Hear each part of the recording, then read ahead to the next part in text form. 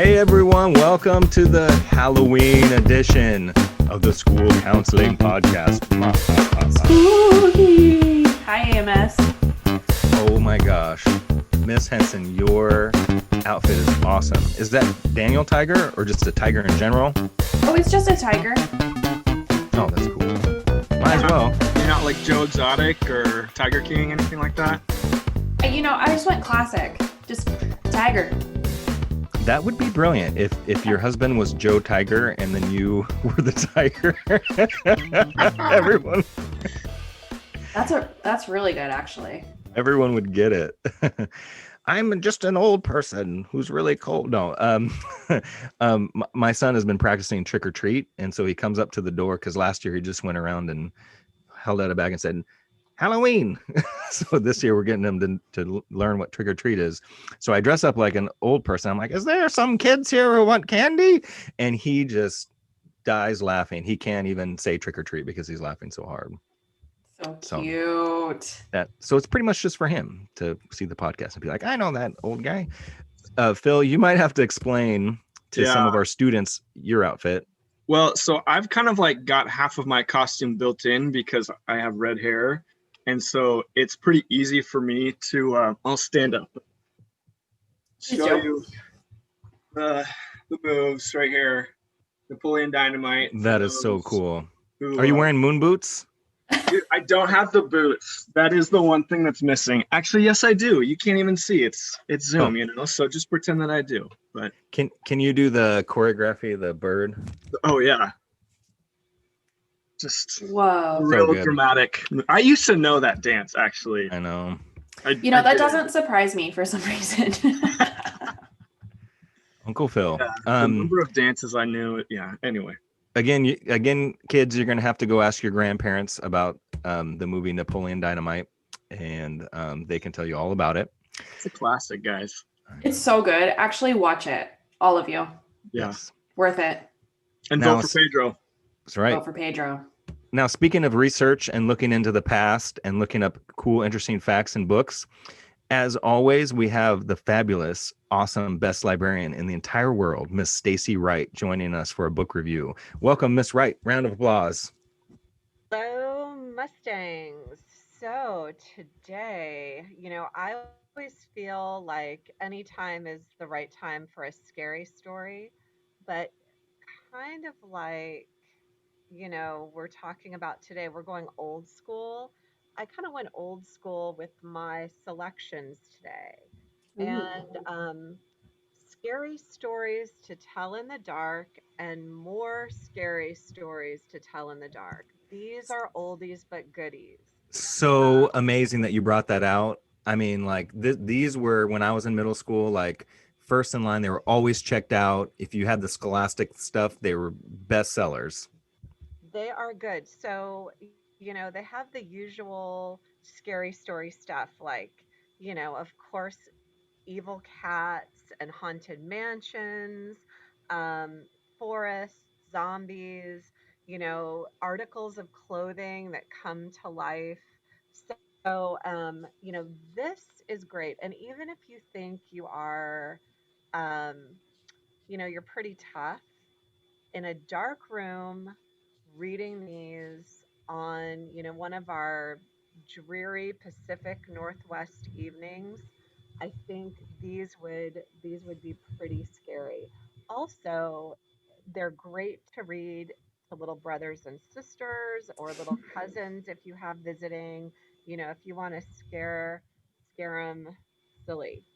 So, it is the Halloween podcast, but like I said, any time is the right time for a scary story. So, Scary Stories to Tell in the Dark by Alvin Schwartz. Yes. And then more scary stories. And actually, I didn't bring it, but we have Scary Stories to Tell in the Dark 3. And that is hard to find, kids. yes, Part 3. And even now there's a new book out. If you saw the advisory um, video called Don't Turn Out the Lights, which is a little tribute book to these, a little updated stories. So anyway, Well, oh, I wanted to ask a question too. So, with these books, Miss Wright is bringing up the idea that you can read this to your brother and sister and everything. What I like about these stories is they actually give prompts about how to scare people. So, like when you're telling the story, it says at this point, grab somebody next to you and yell ah, or drop a yeah. Go ahead, Miss Wright. You got to say something so they hear you. no, I was just going to say that there are also very scary Louder, illustrations. louder, louder. Oh, I should plug in here.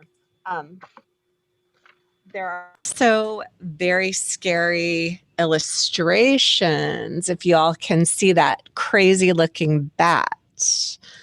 So, yeah, these are priceless gems. So, we have 2 copies of each in the library and a lot of other scary books as well. So, if you need a scary fix, curbside pickup, our next curbside pickup is November 18th. And I would love to load you down with all the scary stories you can handle. That's great. Why do you think those books have like stood the test of time? Like you talk to people who are even older than 40 years old, and those are like some of the favorites. My hunch is just that like when you cross over from elementary school to middle school, there's like this bridge where it's like, okay, The Great Pumpkin, Charlie Brown, and Arthur's Halloween, and then all of a sudden it's like, whoa. And I think a lot of it has to do with the content and the graphic nature of the illustrations, possibly. They're pretty short too. And so the author knows he has to get in there and scare you and get out. And so I think, they're really well written. Um, and, I think people just, um, especially, I think one of the things he does really well is he finds the scary in what's around us.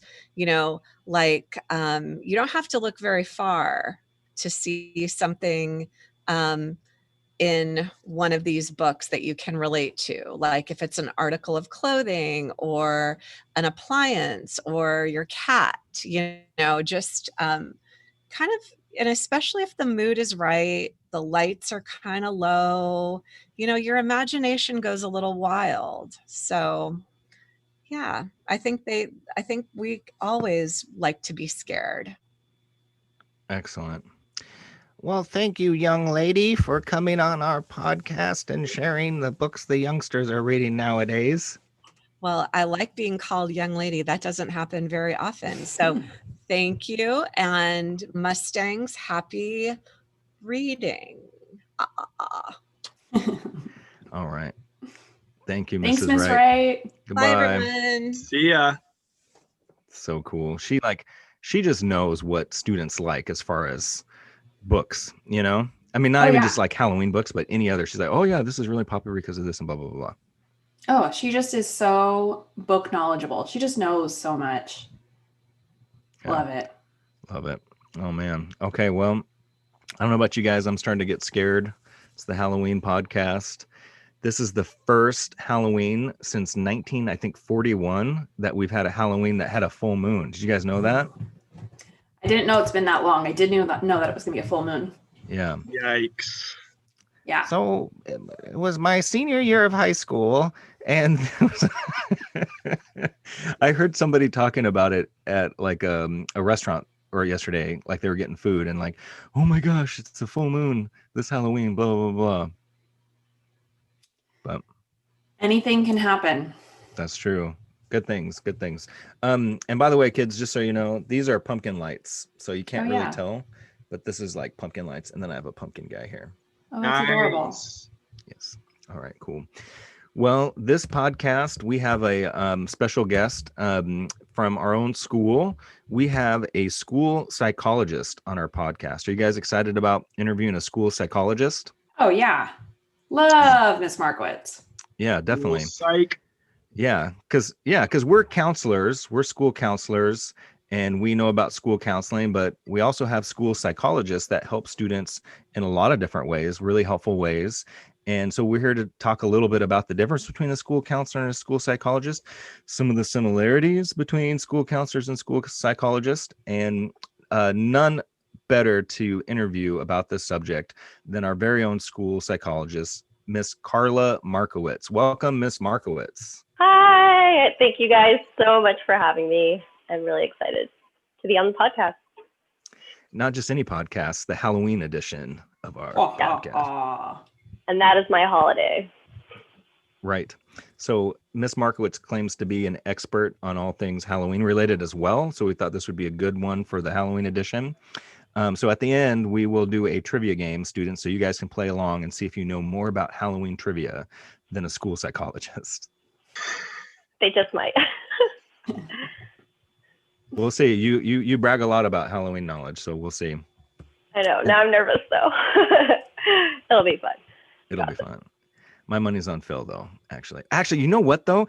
Miss Henson wins every single Kahoot that I play. And it doesn't matter if it's about baking or animals. Miss Henson is really good at Kahoots. That's honestly an honor to be told that, because my husband is actually the one that has like all the weird trivia facts. So honestly, I think the reason that I win is because I hear so much weird stuff from him. All right. We'll have to have him on the podcast. He's a therapist, right? Yeah, he is. Boom. Boom. There you go. But y'all should interview him. Yeah, for sure. But today, school psychology. So Miss Markowitz, what can you tell us about what is a school psychologist? What do they do and why are they so cool? Well, I'm an example of why we're so cool. Just kidding. But I always struggle, or I've been working on my response for what do school psychologists do, because we take on a variety of roles within schools, and it also varies from district to district. But I would say how I usually go about explaining it is that we work with kids who already qualify for special education services or who potentially qualify for special education services. And I'm not going to go into the details, but it's a lot of academic, cognitive, behavioral, and social emotional testing and interviewing, and a lot of gathering of data just to basically, get a full picture of where the students' strengths and weaknesses lie, and be an advocate for them in school. And then we also do a lot of work. There's another piece to it, but the other part that we do is we support teachers in coming up with intervention strategies for them to use within the classroom setting. So it's not just for kids who are already receiving services. We can also be an outlet for communication and collaboration. That's great. Yeah. And I heard it described in trying to describe it simplistically is for special education services. It's for students who, for a lot of different reasons, sometimes has nothing to do with themselves, learn differently. Mm-hmm. They have different needs when it comes to learning. So you find out what those are and then make sure that those needs are met so students can learn in the way that's best suited for them. Exactly. You can tell me if that's a terrible definition. No, I think that's well said. And what I like to do, especially when I work with students at the middle school level, and the older they get, I like to be honest with them. And this is what I would tell anyone is we are all, we have different brains. We learn differently. We all have extreme strengths and extreme weaknesses. And we just got to learn, that about ourselves. And then that'll help us in school and with our learning. It doesn't make you, any different or less than of a human. It's just part of who we are. Yeah. And I think when I worked with like elementary school students, we talk about like different kinds of smarts. Mm-hmm. Anyone? Yeah. And, so some people have, their smarts or whatever, or like their skills or their strengths or what they're naturally prone to is like social. And I'm just really good at being with other people or reading the room or, and some people are like math. Yeah, no problem. And so it's like you said, Ms. Markowitz, it's like figuring out where's your jam, and then where are the things that you might have to need some different strategies to use. Exactly. Yeah. And one thing you kids might realize too is like especially if you're in 7th grade now, you just came out of elementary school, and you might actually know Miss Markowitz already because she works part-time at Martha Lake. Mm-hmm. Yeah. Yeah. Yep. MLE. What's their mascot, by the way? Oh no. She doesn't know. The Eagles. I also The only one she needs to know is the Mustangs. Yes, Mustangs. I know Alderwood Mustangs. I don't know why I didn't know Eagles. But they also changed me over to Oak Heights this year. Oh, so you're not at Martha Lake anymore? Not this year. Oh. Oh man. Okay.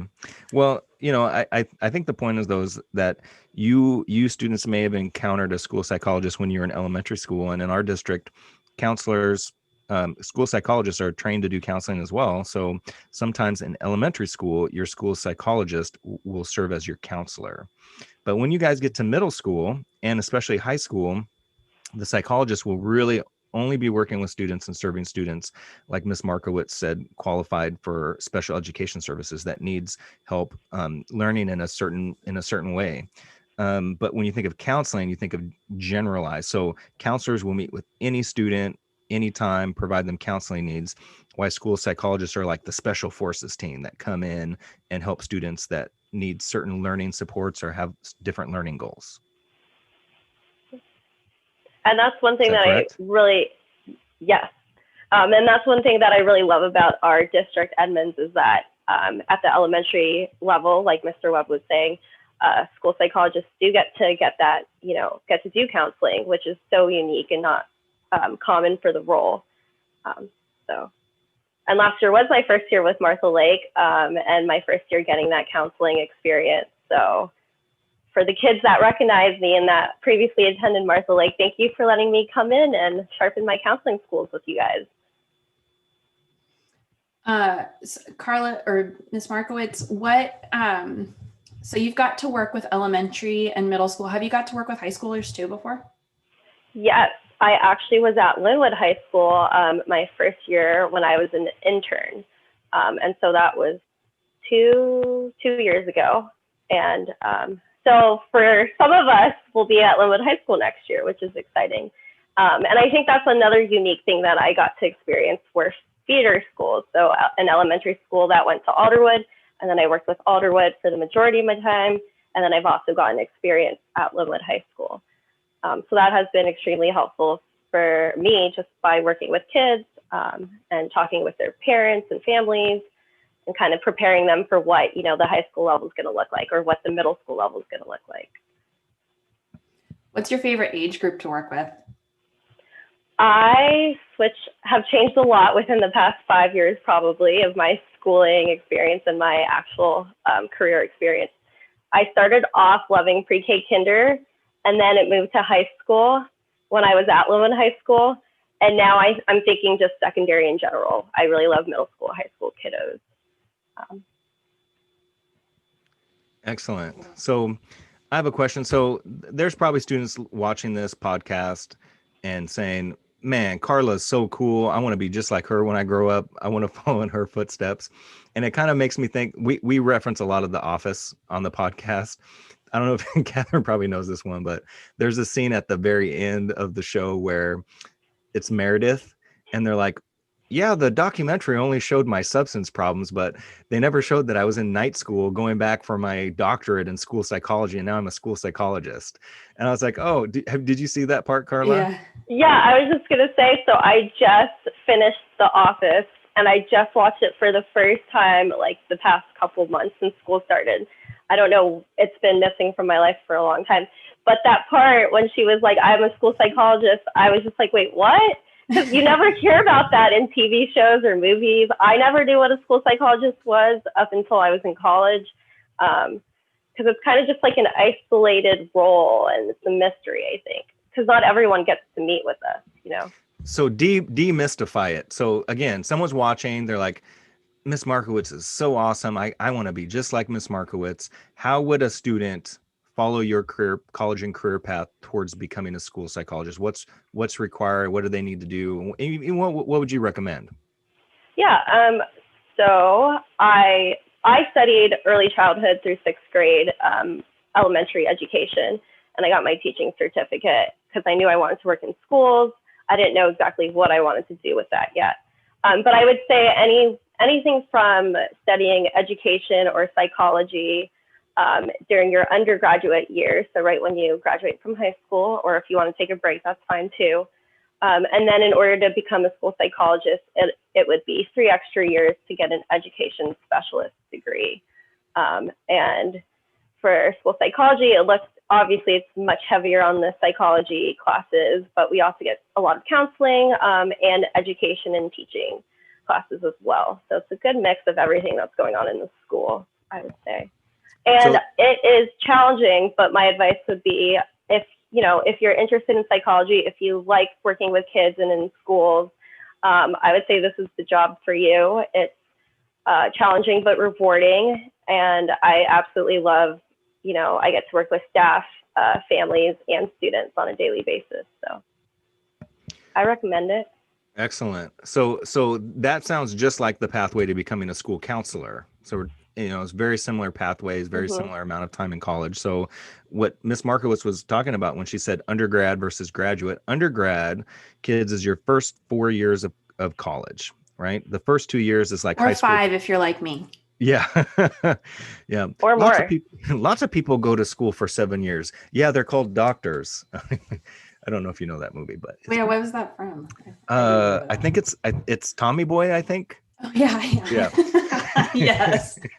Anyways, so you do your first 2 years of college is like high school part 2, where you take English again and history and math and everything. But then your second 2 years is a specific degree focus to get your bachelor's degree or your undergrad degree. And what Miss Markowitz was saying is that she got hers in early childhood education. So that's very, very helpful, because a lot of times as a school psychologist, you're trying to develop teaching resources and plans, and to understand what a teacher has to go through is really important for that. But she also mentioned you could do other things that are similar. For example, take 2 years and get a bachelor's in psychology, or take 2 years and you can even get a bachelor's in English, because you got to write a lot of stuff when you're a counselor and especially a school psychologist. So getting something that's helpful. And then what she said is after you get your first degree, your bachelor's degree or your undergrad, then it takes 3 more years. And that's the same for school counselors. You have to take a bunch of counseling and psychology courses, and it's called for your master's degree. And then you take 3 more years, and then you get your master's degree. So what is your master's degree? Like, what is the title of it? It's school psychology education specialist degree. That's what we call it. Excellent. Yeah. And then sometimes those are different depending on what program you're getting in, but it essentially meets the national requirements to be a school psychologist. Yes. Yep. And I will say too, going along with what you were saying with, you could study English, or I went to Seattle University where I got my school psychologist degree, and I met so many people from different backgrounds, and some people studied political science. I met some even math majors. So really you can, if you really want to do it later after your undergraduate, those first 4 years, it's doable. Excellent. And then what would you recommend, Ms. Markowitz, if someone is deciding like, man, school counseling sounds great, but school psychology is awesome. Like if you got your first 4 years under your belt and then you were deciding whether or not you want to be a school psych or a school counselor, what should be things that people take into consideration, or how would you advise a young person to decide between those two? Yeah, that's a great question. And especially because Mr. Webb and Ms. Henson and Mr. Magnet. Mr. Phil's fine. Okay. I'm sure a lot of the times, I know staff and families get confused between our roles and who's the psychologist, who's the counselor, what do we do? So that's definitely a great question, especially to explain to students if they're considering doing one or the other. Because I was in that boat. I didn't know if I wanted to do counseling or psychology. And I would say there's a lot of similarities. There's both roles take on so much. The main difference from my perspective is that, like Mr. Webb, what you were saying is, if you want to be a school counselor, you are working with all students. So you get students in special education, general education, English language learners. You're working with everyone, which is amazing how much y'all take on. And you guys do, a lot of mental health counseling one-on-one. I know you guys sometimes run small groups with students, and you work on student schedules, which is not something that I know how to do. So from my perspective, if you want to go in neither does Phil. Ouch. He will learn.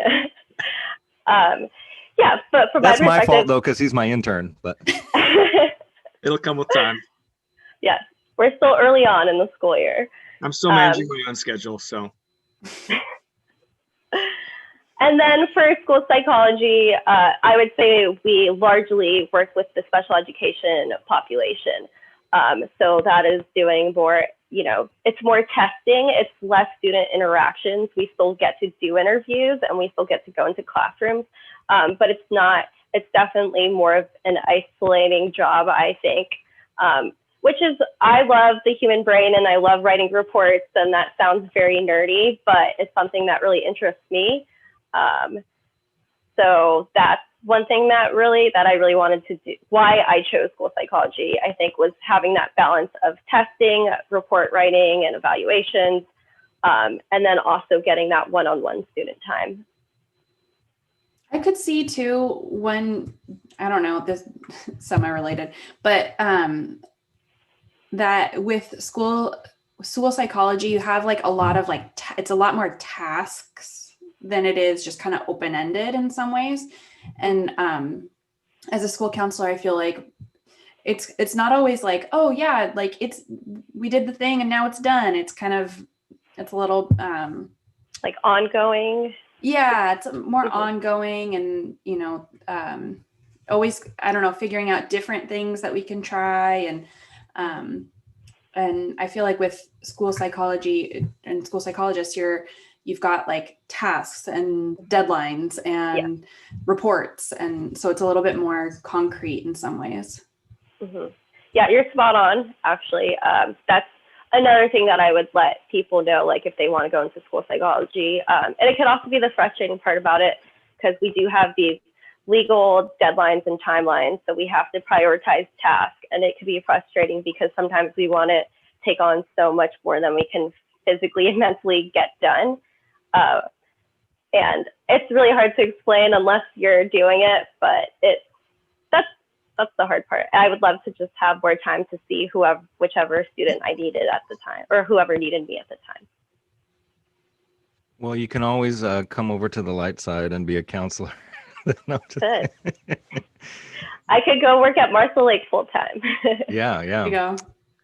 Yeah. But I like secondary, so I can't do that. Right. Well, kids, you heard it here first. If you're a nerd, you should consider school. I love being a nerd.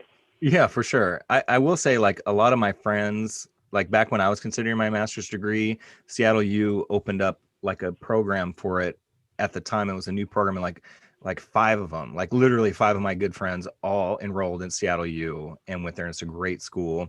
And they love their jobs. Like they'd rather be a school psychologist than anything else. And it's also very competitive. It's competitive to be a counselor, but school psychologists, they recruit you like all over the world.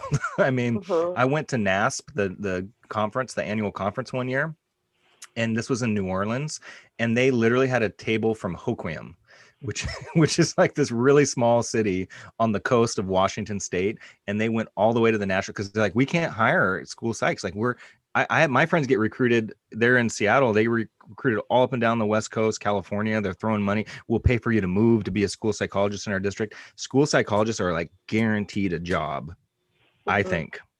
What do you think, Ms. Markowitz?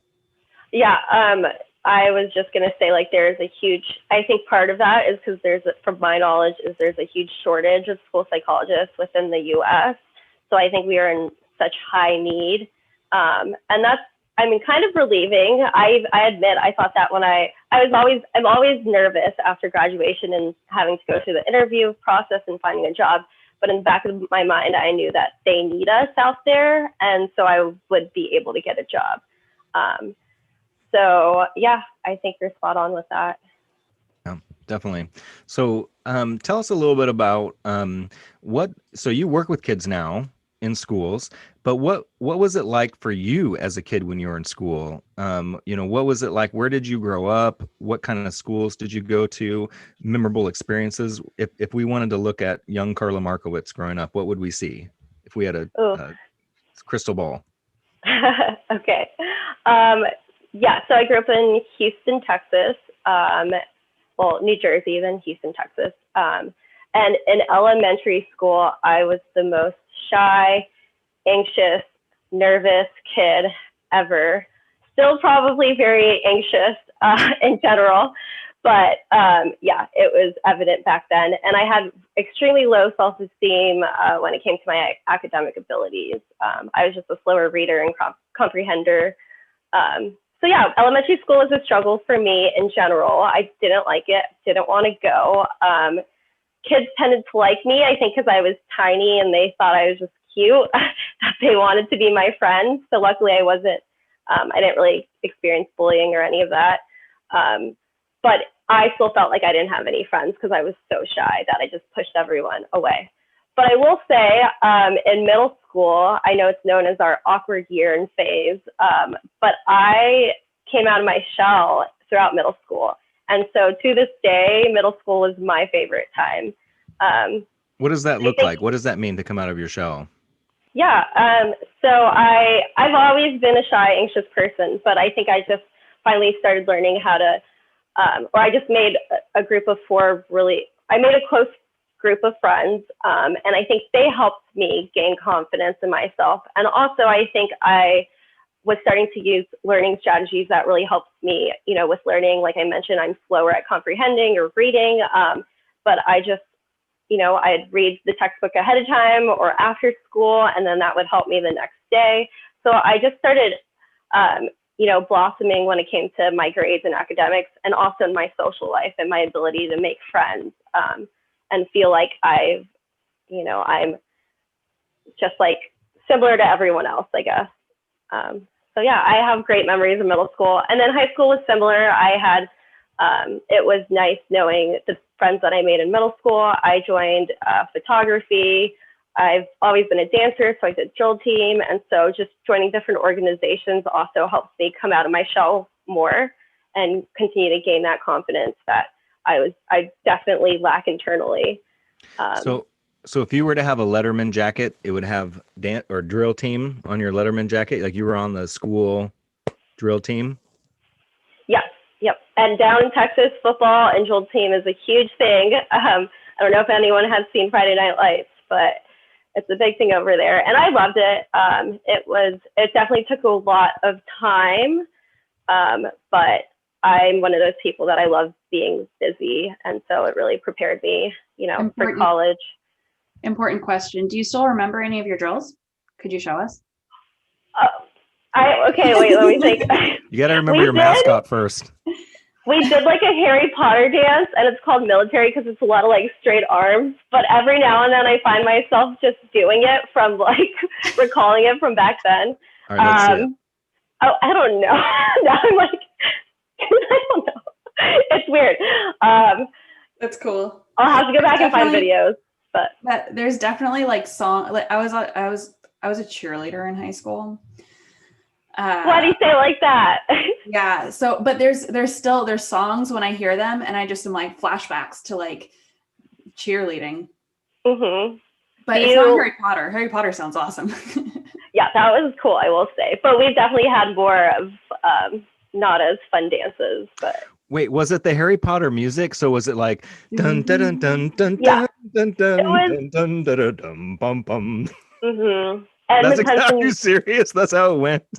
Basically, Miss Henson, you would know, being a cheerleader, is they do a lot of mixes on songs. So it was like basically the Harry Potter background, but like mixed in with. It just sounded very magical. Like, yeah, but it was so much. I love Harry Potter. I'm rewatching it, and I watched the second Harry Potter last night. So for me, that dance was my favorite. That's amazing. That's so cool. That's incredible. All right. Well, anything else about, so what's the difference between cheer, drill, and dance? Serious question? Yeah. Oh, I would say drill team is the in-between maybe of cheer and dance. I mean, like it's a sport. cheer's more gymnastics, right? And then drill is more like synchronized dancing. Yes, and there's still a lot of like the kicks that cheerleaders do, or sometimes dancing for like our routines look similar to the cheerleaders that are also on the sidelines for football players. So I don't really know why they need both, but yes. And then dance. When I say dance, I'm just talking about like studio dance, like ballet, jazz, tap, hip hop, lyrical, all that jazz. All that jazz. All right. Well, when we get back to school and we start doing assemblies, you're going to have to help with some like staff dance coordination or something like that. I would love that. Could you choreograph? Although I'm shy, but I would do that. But could you choreograph us? Like if the whole staff was doing like a dance, because they've done that before. Could you choreograph it? I would do it. I just need help because I feel like I would get in my shy shell where I feel like I need support, but I could do it. I'll help. I'll be like 5, 6, 7, 8. Dun dun dun dun dun dun dun. You got it. You don't need me. There we go. Oh yeah. I don't know what the moves are. I can say 5, 6, 7, 8. That's my job. Something to give us to look forward to when we eventually get back to the building. We could look into that. All right. Putting it on the calendar. All right. Well, we do want to transition to giving you a Halloween quiz. We promised that we would ask you some Halloween questions since you're so knowledgeable. But anything else you want to say about your role as a school psychologist, about working with kids and working with staff and what students, anything else you want students and families to know about school psychology or anything that's really important that we haven't talked about yet? I definitely think we hit a lot of, the important parts. So I might be repeating, but just if I was talking to students and families, oftentimes what comes to mind is like the stigma of, because I work a lot in special education and it comes with the stigma, but I just kind of what I was saying earlier, like we are all born differently with different brains that learn differently. We have different strengths and weaknesses. And I think there's nothing to ever be ashamed of. And that's my job is, as well as counselors and the entire team in school, is to, get a comprehensive view of the student and know how we can best support you and meet your needs, just so you have an equal opportunity to be successful in the classroom. Yeah, I want to say something serious about that too, because I've noticed a trend like as you go generationally, and I'm definitely would, call dibs on the 90s. I'm a child of the 90s, and and before then, like certain words people would use or put downs and it was more accepted. And then through the 90s, like you didn't do that as much. But one thing like we would say a lot, unfortunately, was we'd call somebody gay or say something's gay, and that would be derogatory. And for some reason, like people wouldn't get in trouble. But nowadays, I don't feel students would say some of those words because other students would call them into check and say, what are you saying? Like, why would you say something so hurtful and mean? And you just think it's funny. And I just don't see students saying that as much anymore. But one phrase that I see students using a lot nowadays in a put down in a derogatory way is calling somebody sped. And it's very hurtful to hear that. And it's very sad to hear other students use that term. Is that something that you've encountered or you've talked with students about? Yeah, definitely. I think especially with my middle school students, it's something that, I think developmentally they're more aware of, they're hearing things and they're questioning their own self-esteem. But I think it's so unfortunate that, people are still using that as a put down because I don't think it's anything that we should be ashamed of. And I think we need to normalize the fact that we are all so different and no one is the same, And being in only general education does not mean you are the normal, we are all part of the school. So yeah, I mean, what I tell them is, there's often a misunderstanding similar to like the school counselor, school psychology roles. Like we're not always aware of what the other person does. Staff members don't always understand. I think it's the same thing for why students need special education. And I think a lot of the times if someone's making fun of them or using that as a put down, maybe they just don't fully understand. And I think it's something that we should, start talking about more and becoming more mindful of, and understanding that you could really hurt someone's feelings. Just like you were saying back in the day when people would call someone gay and how we don't hear that as much anymore. I think because we're becoming more mindful of the fact that, you know, that is not okay, to put people down like that. Well, also too, somebody might get special education support if they have, for example, dyslexia. Is that correct? Mm-hmm. Yeah. So, but then another form of dyslexia, and converse one would be dysgraphia, right? Where they confuse numbers. So let's say this is something a student was born with, like, you know, they were developing and they notice they have dysgraphia. And when they look at numbers, they confuse the numbers. It's nothing that they can control. It's almost like your phone isn't working right. And sometimes it confuses. It's nothing you did. It's not like you're lazy and you have dysgraphia. It's just something that you have. So then you get evaluated, and then you get a special education math class that can really help you if you have something like dysgraphia. So to make fun of somebody and say, well, you're sped, that's like making fun of something they can't control. Like if they had asthma, would you make fun of them and say, oh, there's the asthma kid. Look at Darth Vader coming down. Like, that's mean. Like, they can't control that they have asthma, nor could they control if they have dysgraphia or some other similar, need for learning. Exactly. It's the same thing with, I feel like everyone's much more comfortable with saying, oh, I have ADHD, I can't concentrate on that, which so many students do have. But I feel like that's something that's more normalized, and it's not seen as much of a put down, just like the asthma part. So what's the difference between that and a student who has a learning disability, or who has extreme anxiety or depression or whatever it is? Yeah. Anyways, well, thank you for mentioning that. Students, don't make fun of people in general. If you do, maybe make fun of yourself first, because that's actually funnier when you make fun of yourself, I think. Yeah. Otherwise, Miss Henson will eat you because she's a tiger. That's awesome. All right. Well, cool. I feel warm and fuzzy. This is awesome. I'm loving this interview. This is great. We want to definitely take a chance to test your Halloween trivia, because we've heard amazing things about it. So oh, you're just playing it up. I'm nervous now. No, don't worry about it. All right. So I'm going to send the Kahoot. I've never recorded a Kahoot before, but I think I can do it. So I'm going to share screen, and we might only be able to hear each other. So I'm going to hit classic Kahoot, and you guys are going to log in on your phones. So pull out your phones. And in the meantime, we're going to choreograph a drill team to this music. I've never played on this app before, but I'm excited.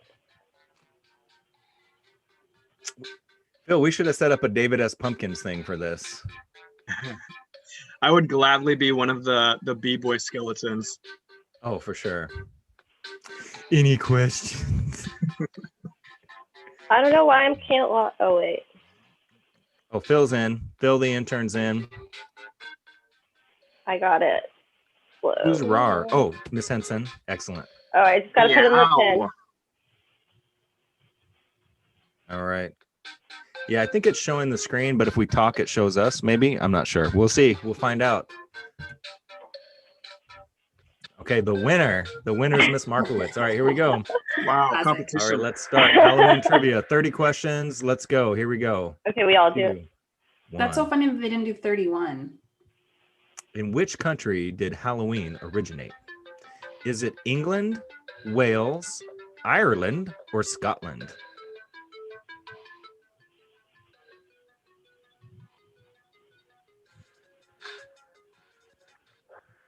Boom. Ireland. Oh, only one person got it? I knew it. Excellent. Good job, Miss Markowitz. All right. Which Catholic Church holiday is Halloween linked to? Is it Spirits Day? Is it All Saints Day? Oh, everyone got that one. Excellent. That was fast. Don't forget, you're timed on speed and accuracy. All right. What was the name of Dracula's sidekick? He had no sidekick. Igor. Oh, who got that one? That was a trick question. I knew it. Yes. Wow. Yes, absolutely. By the way, I took this and I got them all right. I'm just telling you guys in advance here. All right. Which phobia means you have an intense fear of Halloween?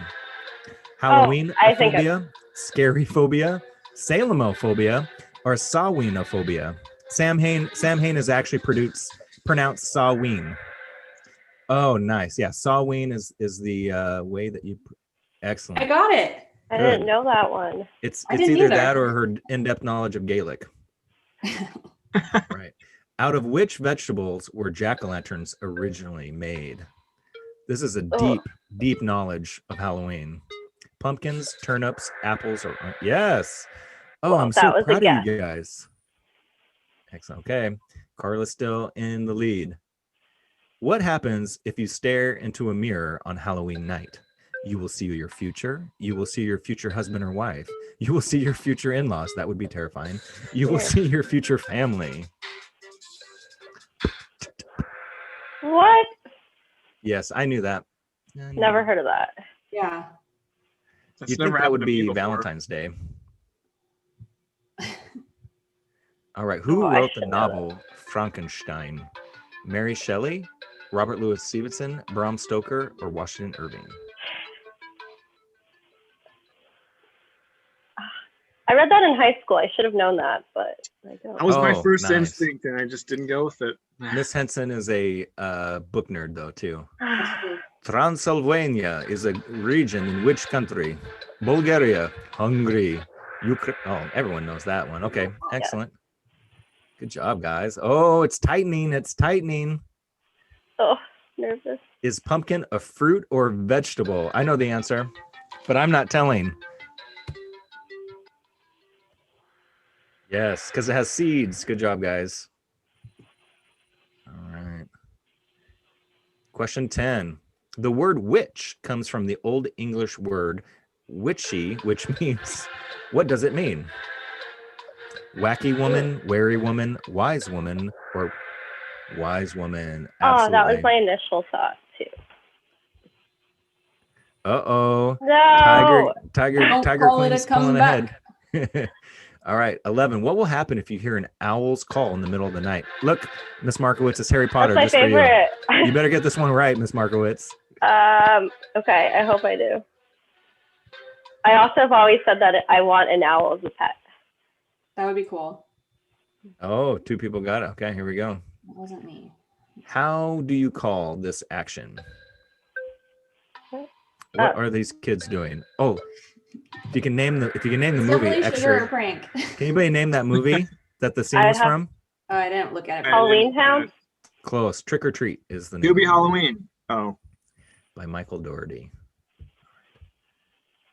Very underrated film. Souling is an old trick or treat where poor people would go to places to offer soul cakes to the dead, offer prayers to the dead in exchange for soul cakes, offer prayers for the cakes in exchange for dead people, offer dead people in exchange for cakes.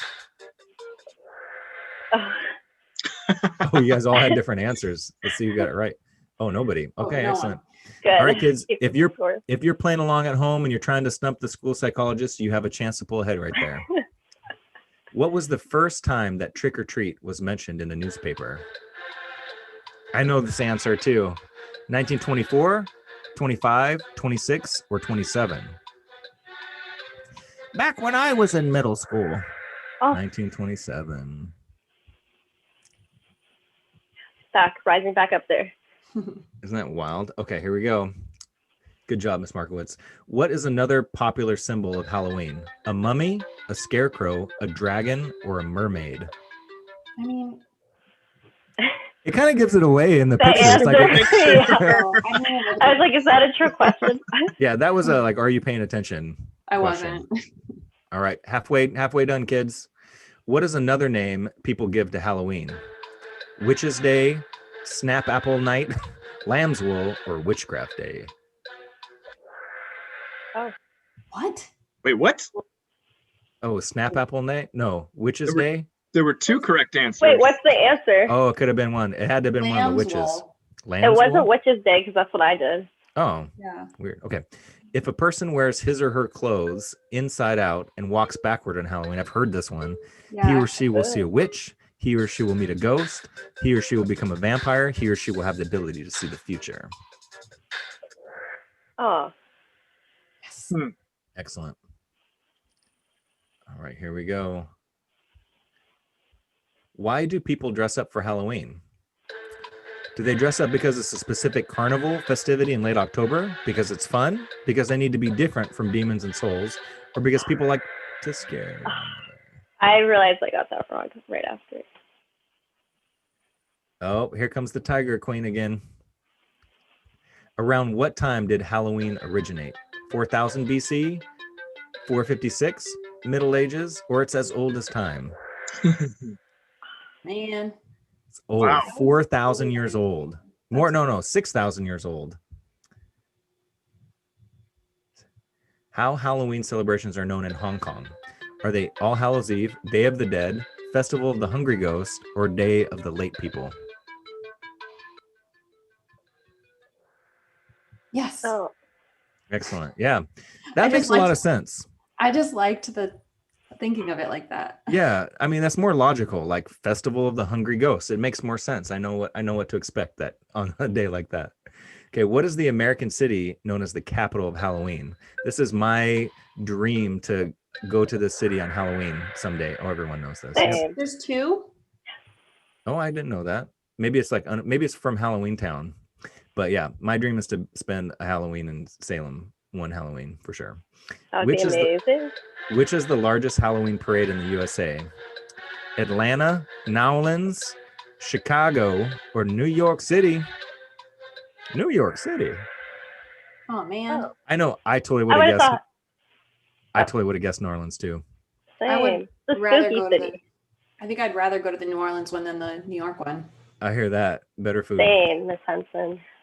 What is really rare for you to see on Halloween night? A werewolf hunting, Santa Claus fighting with the Easter Bunny, a full moon, or a green pumpkin? It's a trick question. Yes. Oh, I'm so proud. And we mentioned too, Miss Markowitz, before he came in, this Halloween is going to be the last Halloween since 1941 or 42 that we've had a full moon on a Halloween. I know. I'm excited for it. In which country do white cats are believed to bring bad luck? Oh. USA, UK, Canada. Yeah, it definitely sounds like a UK thing. Okay. All right, it's still anybody's game except Phil's. Okay. Which food used to be a traditional dish for Halloween night? A barmbrack, some barbecue, a roasted turkey, or some pumpkin juice? Another Harry Potter reference. Oh, I know. That's why I chose pumpkin juice. I chose barmbrack because I didn't know what it was. But it's an Irish thing, so definitely that makes sense to your knowledge of Gaelic. Why black cats are seen as a symbol for bad luck? I think they mean symbol. I actually want to own a black cat one day, so I can't wait. You should. All right, here What's we holding go. you back? I don't know, but I should. I've thought about it a lot recently. You're 52 points away.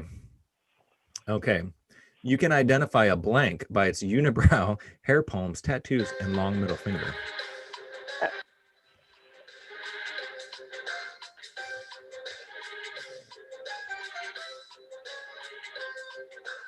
Any monster. It is a werewolf. That is correct.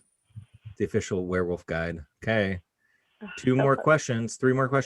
They are mythical beings who defy death by sucking the blood of humans. Vampires, witches. Boom. Super fast. All right, here we go. 2 more questions. Oh boy. How did people used to kill witches in the medieval ages? Salt water, burning them on a stake. Man, you guys are so fast. Oh, good luck. All right, this is it. Oh, it's This so is close. the last one. So close. Here we go. Heat is on. When did the Salem witch trials happen? 1843, New Year's Eve, somewhere after the American Revolution, or between 1692 and 1693? Oh, everyone had that. Miss Henson, you were supposed to miss it. I almost Good did. job, Phil. Phil, you meddled. I made it respectable. Yay. Woo. Nice. Rawr. So proud of you Congrats, guys. Roar. Wow. So proud of That's you some guys. skill. I'm so proud of you guys. That's awesome. You know, I I'm will proud of you say, too. at least, like, I definitely thought Karla was going to win, but at least my statement that Miss Henson wins every single Kahoot has held true. So at least I'm good about that. Yeah. She's just on this winning streak. I applaud it. I'm proud. Now there's like a lot of pressure though. I like never want to lose. I'm gonna be a sore loser. That tiger spirit in you. Yeah. Win-win. Well, there's some really cool outro music playing right now. So do you mind dancing a little bit to a psych phase? Yeah. But you gotta say something. Scary dancing. Oh. Yeah. Go ahead. I have to say something? Are we exiting? Yeah. Oh, thank you everyone, and thank you for school counselors for having me on the podcast. And everyone have a spooky end of your week and Halloween. She's busting out the thriller moves. That's awesome, Karla. Yeah. All right, students. Happy Halloween. Stay safe. Don't do anything we wouldn't do, and make sure you don't withhold the candy from your little siblings and your parents too.